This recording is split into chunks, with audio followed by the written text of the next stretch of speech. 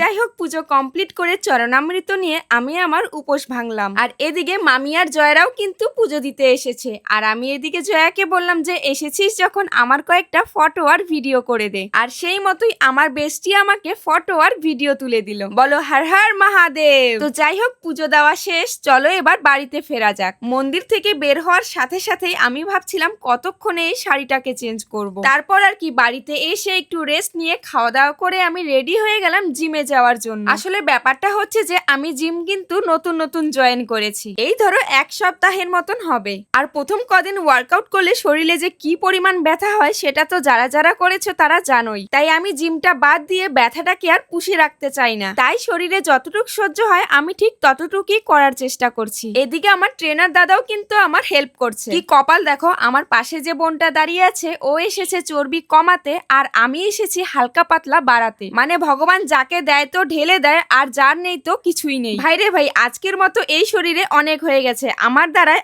আর হচ্ছে না। এরপরেও যদি আমি বেশি কেরামতি করতে যাই তাহলে আমাকে সোজা বাড়িতে না হাসপাতালে যেতে হবে। তাই আমি আমার তল্পি তল্পা গুটিয়ে জিম থেকে বের হওয়ার সিদ্ধান্ত নিলাম। মানে একেবারের জন্য নয়, শুধু আজকের জন্য, কাল আবার আসবো, কারণ বডি সডিও তো বানাতে হবে নাকি। তো যাই হোক বন্ধুগণ, আজকের জন্য এতটুকুই। দেখা হবে নেক্সট ব্লগে। টাটা বাই বাই, সবাই ভালো থেকো, সুস্থ থেকো আর আমার ব্লগগুলো দেখতে থাকো।